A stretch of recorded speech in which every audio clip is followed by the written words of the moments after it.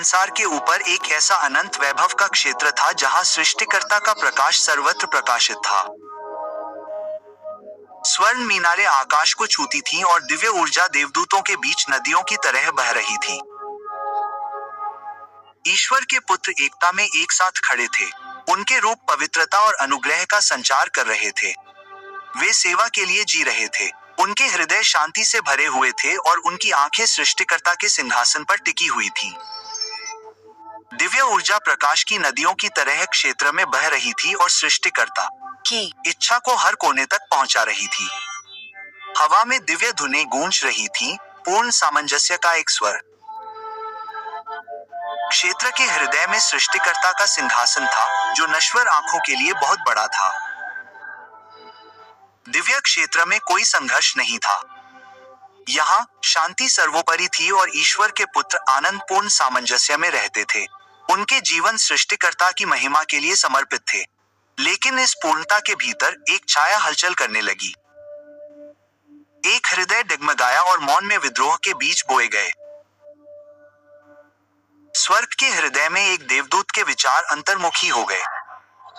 कभी सृष्टिकर्ता की महिमा से परिपूर्ण उसका हृदय अब उसके सामने रखे मार्ग पर प्रश्न चिन्ह लगाने लगा। शांति में एक कानाफूसी हुई। देवदूत के मन में संदेह ने विद्रोह के बीज बोए जो जल्द ही अवज्ञा में बदल गए। विद्रोह के बीज को फैलने में देर नहीं लगी। उसके शब्दों से आकर्षित होकर अन्य लोग भी इकट्ठा होने लगे। उनके आंगन में आग की लपटें उठने लगी और विद्रोही देवदूत एक नेता के रूप में उभरा। स्वतंत्रता और शक्ति के उसके वादे निराश लोगों के हृदय में जड़ें जमाने लगे। एक बार एकजुट हुआ दिव्य क्षेत्र टूटने लगा। प्रत्येक हृदय के सामने एक विकल्प था। सामंजस्य बनाए रखें या विद्रोह के आह्वान का पालन करें। वे गुप्त रूप से मिले। हर गुजरते पल के साथ उनकी संख्या बढ़ती गई। लेकिन सभी हृदय नहीं झुके। वफादारों के बीच विद्रोह के लालच से ज्यादा वफादारी जल रही थी और वे सृष्टिकर्ता के प्रकाश में डटे रहे। विद्रोह साहसी होता गया। वे गुप्त रूप से बड़ी संख्या में एकत्रित हुए। उनके नेता ने निर्माता की इच्छा से मुक्त अपने स्वयं के राज्य का वादा किया। आकाशीय क्षेत्र में सामंजस्य बिगड़ने के साथ ही वातावरण तनाव से भर गया।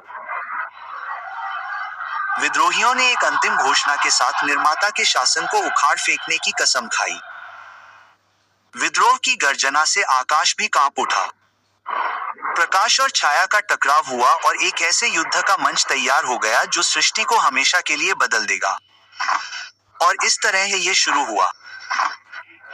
पहला कदम उठाया गया और विद्रोह पूरे आकाश में फैल गया, अनंत काल की शांति को भंग कर दिया। विद्रोह से पैदा हुआ एक नया शासन शुरू हो गया था। चुनाव की कगार पर नेता रेब रुक गया। वफादारों की आवाजें रेप के पीछे उठ गईं। उनकी वापसी की गुहार, प्यार और निराशा की पुकार। लेकिन सामने अंधेरा था जिसने सामंजस्य को डुबो दिया, जिससे रेब और दूर ने आया कि क्या हो सकता है एक ऐसा भविष्य जहां शक्ति का शासन होगा, जहां नेफिलिम मनुष्यों के बीच देवताओं के रूप में उभरेंगे। सृजनकर्ता की उपस्थिति कोमल लेकिन अडिग स्वर्ण सिंहासन से बाहर निकली। यह एक अंतिम प्रार्थना थी, बढ़ती छायाओं के बीच आशा की एक किरण। भीतर संघर्ष चल रहा था। भक्ति का खिंचाव और शक्ति का आकर्षण रेप के अस्तित्व को चीर रहा था। छायाएं लौट आईं, उनकी पुकार और भी तेज, उनका वादा और भी स्पष्ट। एक कदम के साथ चुनाव हो गया। विद्रोह के बढ़ते तूफान के कारण आकाशीय क्षेत्र रो पड़ा, उसका प्रकाश लड़खड़ा गया। विद्रोह के भार से आकाश फटने लगा, फट गया। और इस तरह रेब अंधेरे में एक नई दुनिया में गिर गया। उनके पंख उन्हें अज्ञात की ओर ले गए, जहां शक्ति और अराजकता उनका इंतजार कर रही थी। पृथ्वी प्रतीक्षा कर रही थी, विशाल और आने वाले तूफान के लिए तैयार नहीं थी। अवतरण ने एक नए युग की शुरुआत की, देवताओं और दिग्गजों का युग। दरार बंद होने के साथ ही आकाश पीछे हट गया। रेब ने उसे चोट पहुंचाई और नीचे गिर गई। प्रकाश की पवित्रता पीछे रह गई और विद्रोह के तूफान ने उसकी जगह ले ली। नीचे की दुनिया ऊपर के विद्रोह से अछूती इंतजार कर रही थी। आकाशीय दरार से पतित लोग नीचे उतरने लगे। उनके कभी शुद्ध पंख अब छाया से दूषित हो गए। उनका उद्देश्य स्पष्ट था, वह लेना जो वर्जित था। नीचे मानवता विस्मय और भय में स्तब्ध थी, क्योंकि आकाश में वे चमत्कार थे जिन्हें वे समझ नहीं पा रहे थे। एक गगनभेदी दुर्घटना के साथ रेत के गिरने से पृथ्वी पर निशान पड़ गए। धरती हिल गई और भूमि ने एक ऐसे प्राणी के आगमन की गवाही दी जो अब प्रकाश या छाया नहीं था, बल्कि बीच में कुछ था। गड्ढे से वे नए रूप में उठे। वे अब प्रकाश से बंधे नहीं थे, बल्कि उस अंधेरे से सशक्त थे जिसे उन्होंने गले लगाया था। आकाश पर निशान थे, और मानवता केवल विद्रोह के तूफान को अपनी दुनिया में आते देख सकती थी। जिज्ञासा और भय से आकर्षित होकर मानवता आगे बढ़ी।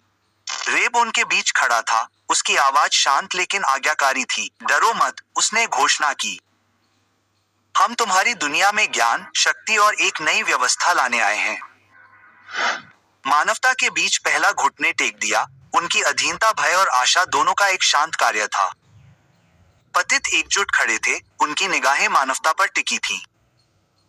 वे प्रकाश और छाया की सीमा पार कर चुके थे और अब पृथ्वी पर उनका अधिकार था। और इस तरह अवतरण पूरा हो गया। स्वर्ग की खामोशी की जगह मानवता की आज्ञाकारिता की फुसफुसाहट ने ले ली, जो एक नए युग की शुरुआत का प्रतीक था। और इस तरह पतित स्वर्गदूतों ने पवित्र नियमों को तोड़ दिया और मनुष्यों की बेटियों के साथ मिलकर ऐसे काम किए जो सृष्टिकर्ता की इच्छा के विरुद्ध थे। इन मिलनों से नेफिलीम उत्पन्न हुए, जो अप्राकृतिक शक्ति और शक्ति के साथ पैदा हुए थे, जो अवज्ञा की विरासत थी। वे तेजी से बढ़े। उनका आकार और ताकत बेजोड़ थी। युवावस्था में भी धरती उनके पैरों तले कांपती थी। उनकी ताकत बेजोड़ थी और मानवता उनकी शक्ति से चकित थी। लेकिन जल्द ही विस्मय डर में बदल गया। जैसे जैसे वे अपने पूरे कद पर पहुंचे, नेफिलीम मनुष्यों के बीच दिग्गज बन गए, अपने पिता के विद्रोह के जीवित स्मारक। पृथ्वी स्वयं उनकी उपस्थिति से करा उठी। इन अप्राकृतिक प्राणियों का भार सहने में असमर्थ, अपनी ताकत से उन्होंने मानवता पर प्रभुत्व जमाना शुरू कर दिया। शक्ति संतुलन बदलने पर उन्हें अपनी इच्छा के अनुसार झुका दिया। नेफिलीम की शक्ति की कोई सीमा नहीं थी, लेकिन उनकी शक्ति के साथ विनाश भी आया। प्रकृति भी उनके क्रूरता के आगे भाग गई। उन्होंने युद्ध के लिए प्रशिक्षण लिया। उनकी लड़ाइयां धरती को हिला देती थीं और जो कोई भी उनके पास जाने की हिम्मत करता था, वह डर जाता था। मानवता ने अपने प्रभुओं को खुश करने के लिए अपने श्रम और जीवन को समर्पित कर दिया। फिर भी उनके अत्याचार की छाया में भी मनुष्यों के हृदय में प्रतिरोध की चिंगारी सुलगने लगी।